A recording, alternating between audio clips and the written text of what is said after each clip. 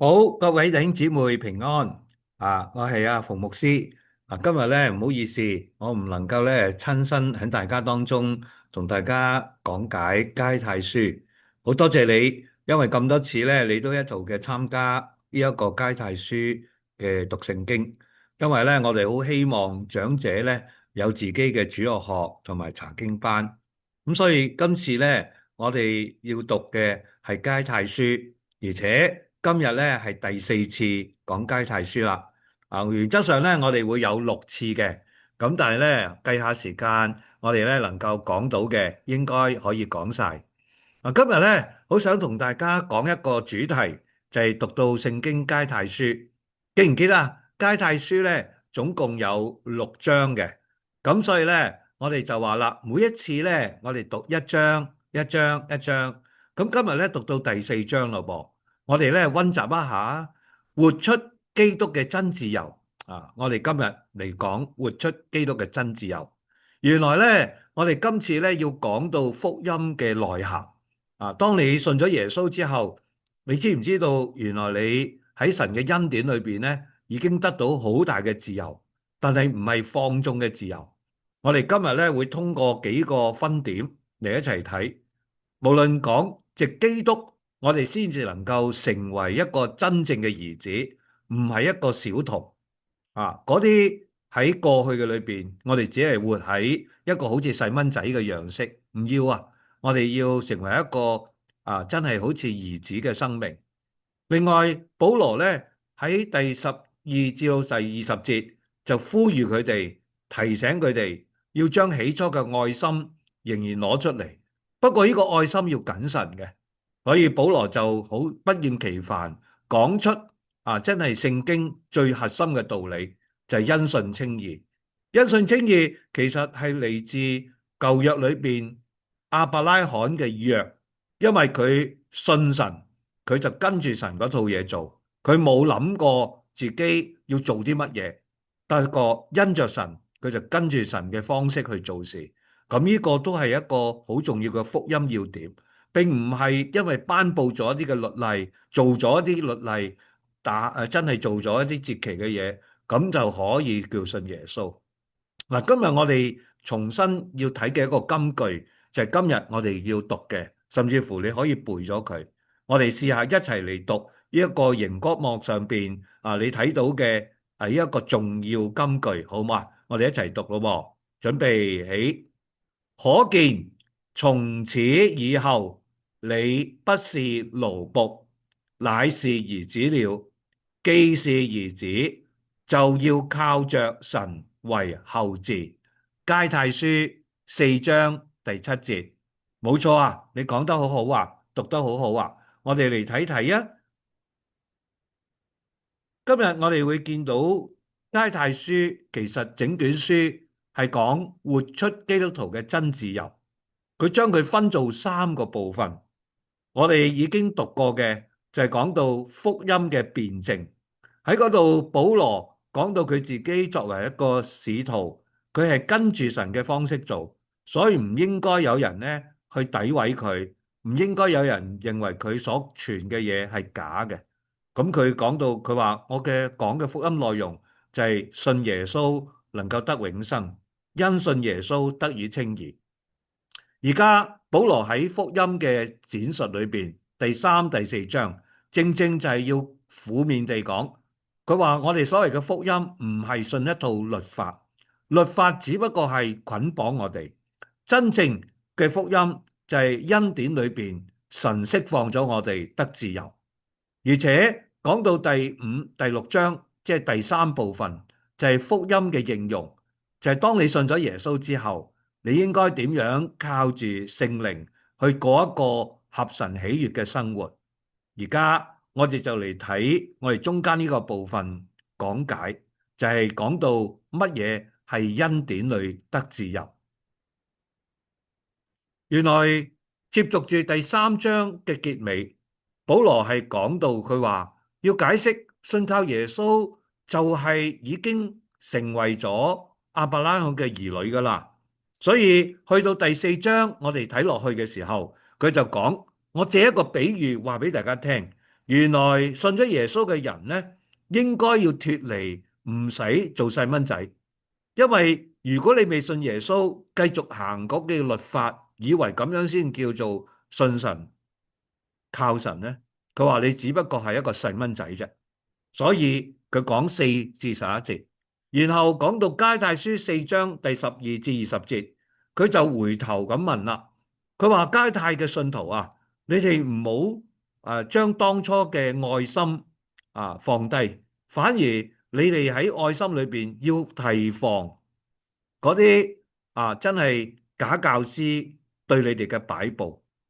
咁保羅講下嘅時候，佢就講到加拉太書4章嘅結尾最尾嗰大段，就係21至31節。佢就話：我真正話俾你聽啊，福音其實係乜嘢呢？用一個比喻嚟講，就係舊約有一個撒拉，嗰個係神所命定嘅婦人要生一個兒子，就係以撒。而另外一個亞伯拉罕嘅妾侍使女就係夏甲。雖然亞伯拉罕同佢生咗兒子以實瑪利，但係嗰個唔係神嘅欽點，亦都唔係神嘅心意，所以截然不同。佢用呢樣嘢嚟去講出咗，其實亞伯拉罕同神立約咧，係對住亞伯拉罕嘅老婆話：你今日要生一個兒子，呢一個兒子將要成為呢一個嘅萬人之福。咁呢個就係講到即係基督嘅福音係從神而嚟嘅。另外，摩西嘅立約就係喺西乃山，嗰個係一個權宜。保羅好想話俾佢聽，以前咧因為耶穌嘅時候未到，所以咧就定住一個摩西西乃山嘅約，就係如果你行咗呢一切，神就唔會再嬲你，可以過關，可以繼續嘅生活。但係神完全冇諗過用摩西西乃山嘅約嚟去帶住呢一班嘅子民。今日我哋又嚟睇睇今日我哋所可以睇到嘅經文喺呢度咧。佢開始嘅時候講，佢話我說那承受產業嘅雖然係全業嘅主人，但為孩童嘅時候卻係以奴僕冇分別。今日我哋見到原來喺一個嘅孩童嘅時候，原來猶太人係受呢一個管理，而且喺師傅同埋管家之下，直等到父親預定嘅。原來咧喺耶穌未嚟之前咧，神就託付咗俾佢哋行一啲嘅禮儀，通過啲禮儀，佢哋就知道佢哋一定要乖乖地等候。咁所以佢話我哋係孩童嘅時候，冇錯，係受管於世俗之下嘅，也是如此。及至時候滿足，神就差遣佢嘅兒子為女子所生，請身在律法以下。第5節，為要把律法以下嘅人贖出嚟，叫我哋得着兒子嘅名分。第6節，你們既然為兒子，神就差他嘅兒子嘅靈進入你哋嘅心，呼叫阿爸父。可見從此以後，你唔再係奴僕，係兒子啦。既然係兒子，就靠住神為後嗣。原來呢段經文係講到，佢話當初佢哋未有耶穌之前，其實猶太教就係等同一個好似嘅管家，就係幫助佢哋嘅生命咧，能夠環繞住神，唔好離開。不過當我哋擺咗佢入去補習社，嗰個姨姨或者嗰個補習老師，只係睇實你，叫你唔好犯錯，因為咧你媽媽咧會接翻你咁樣，好似我哋咁樣。咁所以神就話俾呢一個嘅藉住保羅話俾加拉太書嘅信徒知，佢話你哋唔好再翻轉頭去嗰啲世俗小學雞即係睇下星宿睇下命相呢啲都唔係啊。所以今日當我哋信咗耶穌之後，都要小心喎，唔好走去占卜，唔好走去拜黃大仙，唔好走去做好多其他嘅嘢，嗰啲係世俗嘅小學，係不堪嘅。因為耶穌唔願意我哋做呢啲嘢。但佢話耶穌基督降世之後咧，我哋就真係掌握到，原來我哋一信耶穌，我哋就已經係一個兒子嘅身份。所以聖經咁講啊，凡稱呼佢嘅就係信神嘅兒子，成為神嘅兒子，成為神自己有兒子嘅名分，我哋就係神嘅兒子。所以我哋今日可以直呼佢做爸爸阿爸父。神教我哋啊，我哋稱天上呢個神做天父。所以咧，好多時你祈禱都係天父啊，求你幫助我啦，讓我今日咧能夠去睇醫生嘅時候順利，亦都帶領我能夠有平安。咁你就呼叫阿爸父啦。所以基督徒咧，既然得到主耶穌嘅救贖，佢唔應該要靠其他嗰啲嘅通勝啊，或者靠其他嘅觀念認為嗰啲先可以幫到佢，因為我哋有咗神就勝似萬有。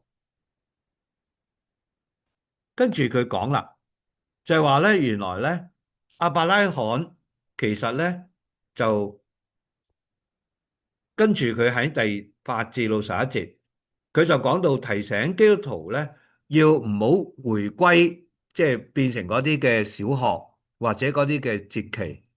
所以喺度講佢話，但從前你們不受嘅時候，係給嗰啲本來嘅嘢作奴僕。而家既然認識咗神，更可以講係被神所認識。點解仲要歸回那愚弱無用嘅小學呢？情願再為佢哋做奴僕呢？你哋過去謹守日子、月份、節期、年份，我為你哋好擔心啊！恐怕你哋泥足深陷，踩入咗以前嘅嘢，以致到我保羅喺你身上所花嘅功夫就白費啦。保羅喺呢度咧，懇求嗰班嘅加太嘅信徒唔好好似以前咁樣唔認識神，唔聽神講，自己用好多嘅方式嚟去所謂求神拜佛。唔係啊，我哋其實今日認識咗神，首先要知道我哋已經得到神釋放我哋，我哋唔要做翻一啲人哋叫我哋咁做克制我哋嘅嘢要咁樣做先得。我記得咧。初初我做傳道人，我媽媽咧每逢喺安息禮拜之後咧，我翻到屋企，佢就要我攬火盆喎。你有冇試過啊？燒衣紙喎，用碌柚葉沖涼喎。係啊，原來呢啲人咧就話啦，好禁忌啊！即係咧你沾咗啲唔好嘅嘢翻嚟，所以咧就要用另外一啲嘅即係好似，一定要做呢樣嘢，唔做唔安心。係喎，如果嗰班以色列人當日佢話我冇去行割禮冇去，不過你信咗耶穌噶咯喎，唔得，要做翻啲嘢。保羅就話啦，你咁樣做咧係多餘嘅。因為咧有咗耶穌，你就係靠耶穌。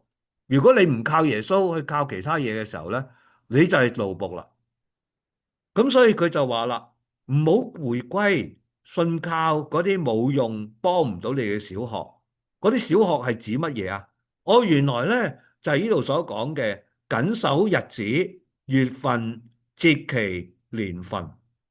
原來咧猶太人嘅傳統承襲咗好多嘅禁忌啊！唔准做呢樣嘢安息日咧唔可以洗手咧大動作原來佢哋用呢樣嘢咧，認為做咗呢啲嘢咧就心安理得，神就一定祝福，神就一定幫助。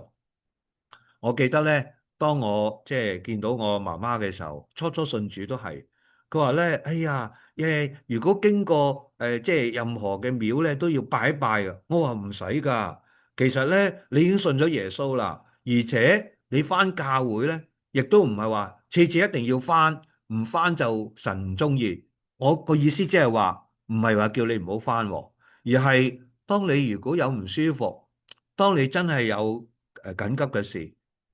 你唔一定要守住話，我一定要翻主日，主日係要爭取翻，但係就唔係病到冧冧冧都要翻。你明唔明我意思啊？各位，我哋今日信耶穌嘅人咧，唔係話即係無所拘綁，而係反而我哋覺得咧有條規矩，但係呢個規矩咧係活嘅，因為有咗耶穌嘅時候咧，耶穌會好體諒你。如果你能夠得嘅，你每一個主日你都要爭取返聚會敬拜主。如果可以嘅，你一定要學識就係咧祈禱、讀經同埋即係仰望神。喺人生嘅裏邊，呢啲嘢都係神所定俾我哋嘅。但係神定俾我哋嘅意思，有時我哋都唔會受束綁，我哋好容易咧甩繩馬騮啊，唔跟神嗰套。神就教我哋，我哋唔係要守嗰啲節期，反而我哋要守住就係一心一意對神嘅忠愛忠心，好唔好啊？所以保羅話：如果你哋咧走樣去翻做嗰啲嘢嘅時候咧，唉，我保羅花嘅時間栽培你哋，就枉費我嘅功夫啦。真噶，如果今日你信耶穌信得個吉嘅時候，信到自己咧都一有事咧你就去即係走去問米走去咧做好多唔等使嘅嘢即係認為我都係要拜下其他嘢咁牧師喺你身上所鼓勵嘅嘢就枉費咗啦。仲有喎，保羅就提醒班信徒咧，佢哋要有當初嘅愛心。嗱喺呢度咧，我哋睇睇啦。佢話弟兄們，我勸你哋要像我一樣，因為我也像你們一樣。你們當初對我係一樣嘅。你們知道我頭一次傳福音給你們，係因為身體有疾病。你們為我身體嘅緣故受咗試煉，冇輕看我，亦都冇厭棄我，反而接待咗我，如同神嘅使者，如同基督耶穌。你哋當日所誇嘅福氣喺邊度呢？嗰陣時，你哋若果能行，就是將自己嘅眼睛挖出來給我，你哋都係心甘命抵。呢個係我可以給你哋作見證嘅。如今我將真相、真理同埋真實講俾你聽，反而就成為你哋嘅仇敵。你唔聽教啦，嗰啲人熱心待你哋咧，卻係心懷不軌，佢係要離間你哋，為咗叫你哋咧反過頭嚟咧對佢哋好啲，同埋咧聽晒佢哋講。喺善事上邊，我哋咁講，時時用熱心待人，呢啲係好嘅。但係唔單止我與你哋同在嘅時候，你先要咁做。我嘅小子我嘅弟兄姊妹我保羅為你哋再受生產之苦，直等到基督成形喺你哋嘅心裏邊，我就心滿意足。我巴不得而家我能夠好快嚟到你哋嗰度，改換口氣，同你哋咧好好地傾下，因為咧我覺得我心裏邊為你哋好難過。點解保羅會突然間插入呢段嘢呢？保羅其實係用一個勸告嘅口吻，叫加拉太嘅信徒好似佢一樣，就係唔好虧負保羅。因為保羅話：從前你哋對我咁好，點解而家我將個真相話俾你聽，你就對我咁差嘅咧？有時人生裏邊，即係我覺得你對人好，人哋未必對你好。但係會唔會因為咁樣你就放低咗繼續對人好咧？基督教我哋咧，即係以德報怨，即係話當人哋對你唔好嘅時候，你可以負氣唔再理佢。但係保羅冇咁做喎。保羅面對一班佢愛錫嘅加拉太信徒，佢好希望佢哋唔好走差、行差踏錯。所以保羅喺呢個第12節開始轉用咗一個口吻勸你哋，好似我一樣。保羅咧即係呢一個嘅即係心態咧，佢表達心跡。佢話咧，舉頭三尺有主耶穌，耶穌明白我嘅心，我只不過係用一個愛心對待你哋，愛之迫切，就會即係話佢哋啦。咁所以咧，喺有時我作為一個基督徒，作為一個傳道人，我都需要承擔起教導弟兄姊妹嘅責任。有時直言話俾你聽，會換嚟嘅就係唔中意，又或者可能覺得咧牧師咁講咧唔啱，唔啱聽。我相信我會問，我唔係為自己去同你講，我係因為有耶穌基督嘅靈光照我，我先去講。咁所以保羅就話啦，你回想下諗諗啊，好多時當我身體軟弱嘅時候，我嚟到你哋加太嘅信徒嘅裏邊，嗰陣時，逐啲講，你哋初初信耶穌，你真係100%嘅關心，100%嘅照顧，冇嫌棄過我保羅身體軟弱，當我就係神嘅使者咁樣接待，甚至你哋甚至乎話，我哋連眼可以都畫俾保羅，幫助保羅，所以呢個亦都反映咗初期教會嘅時候，保羅確實可能有眼疾啊，所以佢嘅眼睇得唔清楚，或者有時咧成日流眼水，令到佢咧好難去生活。呢班嘅信徒好細微啊，佢哋咧能夠去體恤照顧佢哋嘅牧者保羅。咁所以保羅話，其實我當初心領嘅，知道你哋對我有好大嘅愛心。不過我而家要問啦，第16節，而家我能夠將嗰個真相，就係話唔好俾一啲他人嘅說話迷惑咗你哋，以至到你認為我保羅而家同你哋講呢啲嘢，你哋就揞住，心唔舒服，唔好啊！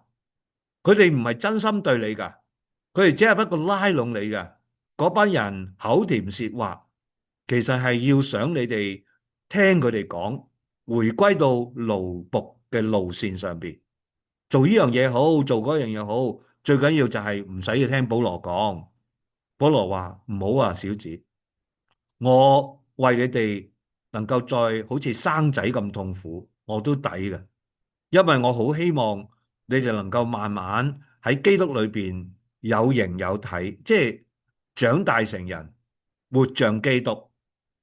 真嘅，今日馮牧師又好，或者教會裏面嘅牧者都好，我哋都希望弟兄姊妹能夠長大成人，唔好時時仲係好幼稚，唔好時時信咗耶穌仲係依然嘅故我。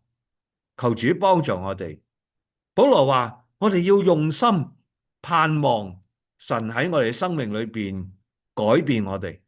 求主就幫助你同埋我一同嘅學習保羅呢種心，就係我哋互相嘅祝福，叫我哋能夠基督成形喺我哋嘅心裏邊，即係話聖靈可以越嚟越將耶穌基督反照喺你嘅生命，以至到你更加嘅跟從主。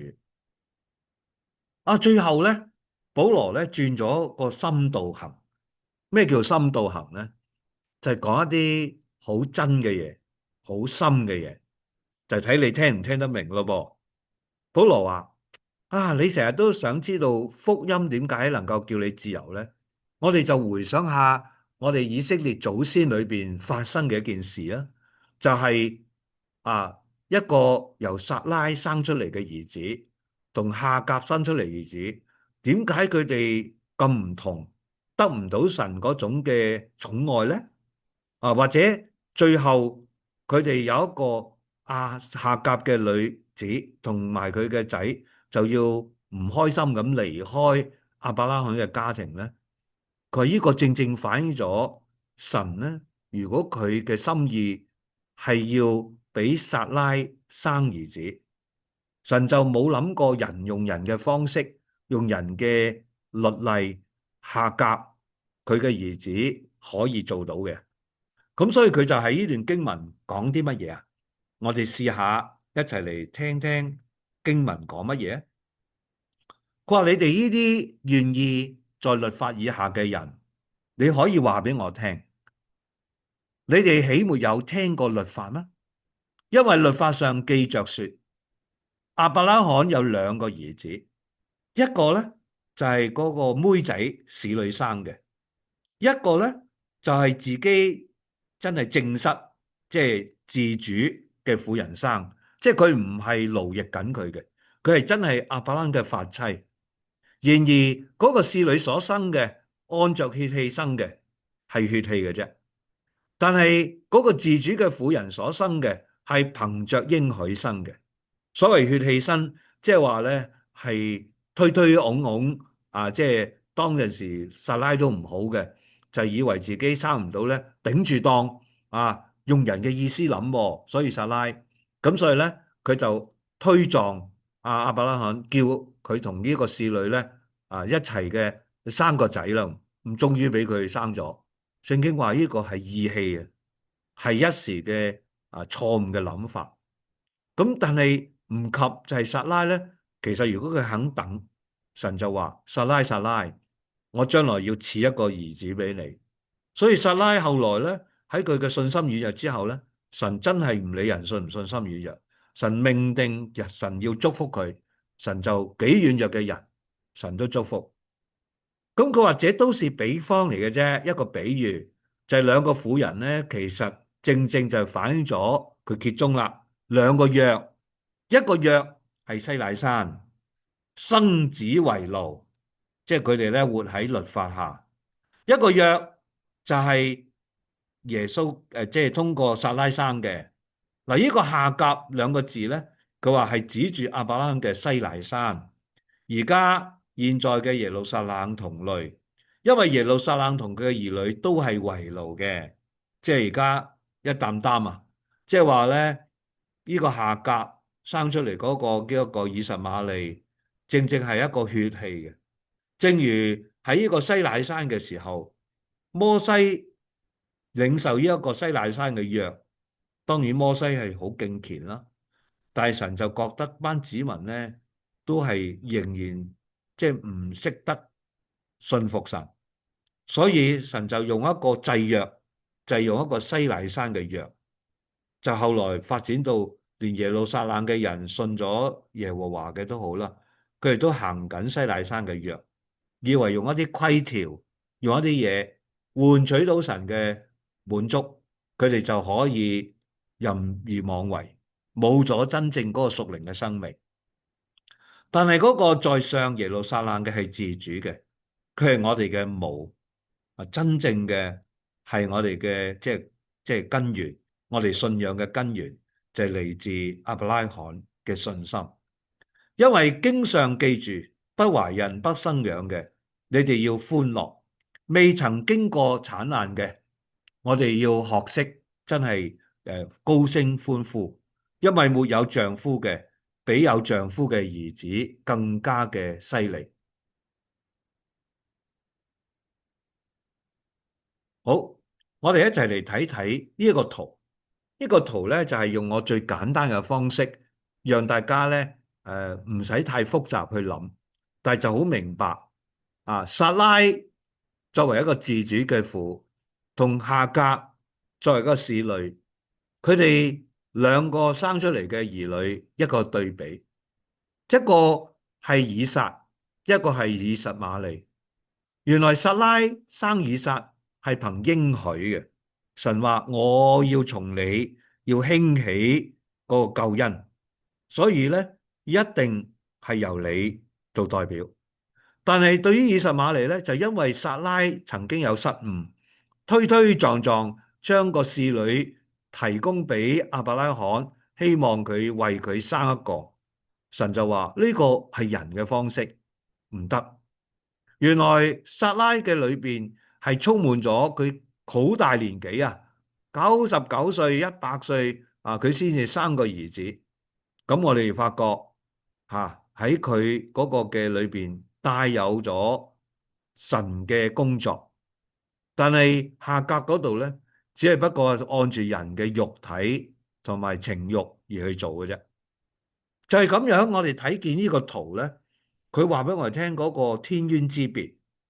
神對撒拉呢一個自主所生嘅，佢哋嘅兒女當然係自由啦。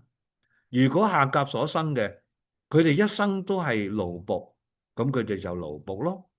咁所以就係咁樣，我哋睇到佢開始講啦。佢話咧，撒拉帶嚟嘅就係睇到新約天上嘅耶路撒冷，夏甲睇嘅就係舊約地上嘅耶路撒冷。而撒拉嘅佢所行嘅事係屬天嘅，即係有神嘅嘉許。夏甲咧係屬地嘅，係屬於邪惡，甚至乎係唔見得光，甚至乎係講起都會有啲蒙羞。原來對於撒拉嚟講，佢嘅兒女係能夠承受產業，真嘅。當日如果你睇下亞伯拉罕最後嗰啲產業，都係俾自己嘅以撒，唔係俾咗嗰個為奴嘅夏甲嘅兒子，因為佢已經被趕走咗。當然神都會照顧佢嘅。然後對於撒拉嚟講，佢生出嚟嘅兒子或者後代係可以有份於神嘅國度，而夏甲生出嚟嘅係會被趕走。大家能唔能夠睇到啊？用呢一個都好恰切地比喻咗兩個約，一個係亞伯拉罕同神同佢立約，一個係神同摩西立約。不過唔代表摩西係差喎，摩西係一個僕人，佢只係代表班以色列人同神立約。不過佢哋立嗰個西奈山之約，絕對唔能夠讓佢哋經歷到屬天嘅祝福。我哋話喺段經文裏邊，保羅最後要解釋，佢話作為一個基督徒，我哋係憑住應許作兒女嘅。佢話弟兄們，我們作兒女嘅就如同呢一個嘅以撒一樣啊。咁當時嗰啲按着血氣生嘅逼迫咗嗰啲按聖靈生嘅，而家都係咁樣。然而經上係點樣講呢？係講最後將嗰個夏甲使女同佢嘅兒子趕出去，因為使女嘅兒子唔可以與自主嘅兒子一同承受產業。保羅最尾一句31節，佢話各位弟兄姊妹，咁樣睇嚟，我哋真係唔好再行律法，成為使女嘅兒女，因為係捆綁我哋嘅，係約束住我哋嘅。而反而我哋應該係好似撒拉呢個自主婦人嘅兒女一樣，我哋真正得到基督徒兒子嘅名分。所以保羅佢要指出，基督徒既憑着應許，呢個應許係乜嘢啊？凡信靠耶穌，我哋就成為神嘅兒女。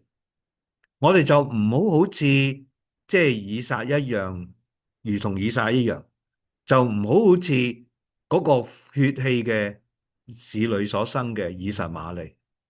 佢喺度想強調，救恩係基於神嘅應許同埋恩典，唔係人嘅功勞。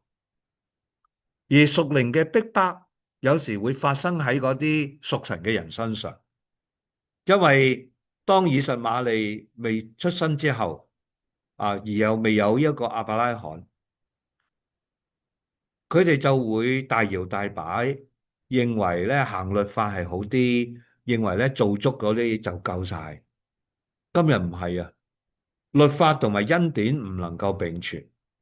保羅引用呢一個話，把使女同兒子趕出去，因為使女嘅兒子唔可以同自主嘅兒子同承受產業。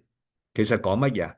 係要強調律法主義嘅教導同因信稱義嘅福音係水火不容嘅。教會我哋今日教大家，唔係叫大家咧冇王管，唔使跟今日嘅法律。而只不過我哋先有咗神嘅愛、神嘅恩典，我哋被釋放，所以我哋願意去守人世間好多嘅律法。不過嗰啲嘅律法唔應該規範咗你信耶穌，反而應該係要強化你跟從耶穌之後有條理去過一個人世間做一個嘅基督徒，做一個香港嘅市民，我哋當守嘅義務。係啊，今日作為一個信徒，我哋有咗神嘅自由，亦都有咗神俾我哋嘅永恆嘅產業。如果按聖經講，呢個產業就係我哋將來喺天家能夠享受到神俾我哋一切嘅福樂。兒女就係一種產業嘅名分，有兒子嘅名分，你先至可以領受神嘅祝福，領受神所有俾你嘅好處。總括嚟講，呢段經文係想呼籲我哋作為基督徒嘅，堅定持守喺耶穌基督裏面嗰種嘅自由，唔好任何佢唔好俾任何嘅律法主義或者任何嘅事物攔咗你。我唔做得呢樣，唔做得嗰樣，係啊，基督徒係唔做得嗰啲為非作歹、罪惡嘅嘢。但係基督徒唔需要攬火盆啊，唔需要咧就乜都要拜一拜啊，經過間廟拜一拜啊。其實發自內心，返教會其實我哋唔介意。所以當我哋經歷到耶穌基督，就破除咗好多規條律例。而我哋今日之所以繼續守住好多嘅法律嘅嘢，係表示咗我哋作為一個基督徒，我哋願意因神嘅緣故去做翻一個合乎呢一個嘅香港人啦，或者做一個人應該有嘅律例。求主幫助我哋啊，讓我哋今日喺呢一個嘅早上，我哋能夠一齊領受到保羅講嘅，就係信咗耶穌。我哋在恩典裏邊得到自由。好，我哋一齊嘅有一個祈禱結束，好唔好啊？我哋一齊禱告啊！我哋眯埋眼咯噃。親愛嘅主耶穌基督，求你幫助我哋眾弟兄姊妹，讓我哋今日嚟到呢個時候，我哋能夠聽到原來保羅教導我哋喺恩典裏邊，我哋已經得咗自由。我哋唔似舊約裏邊好多嘅基督徒信耶穌嘅人，或者信神嘅人，佢哋咧只管做行律法，但係佢哋唔知道呢啲律法只係不過世上嘅小學，讓我哋知道唔好重視一切，反而我哋要知道要重視，靠住耶穌，我哋先至可以行善。求你幫助我哋時時謹記，靠住神嘅恩典，我哋凡事都能作。靠住神嘅恩典，我哋願意聽到神嘅鼓勵、教導、神嘅話語，我哋就照神嘅話語而行。求主親自嘅帶領保守，我哋多謝你，我哋咁祈禱交託，奉主耶穌基督名求，阿門。好，咁咧就今日我哋到呢度為止啦。咁希望大家咧能夠好好地學習加拉太書，下一堂我哋再見啦。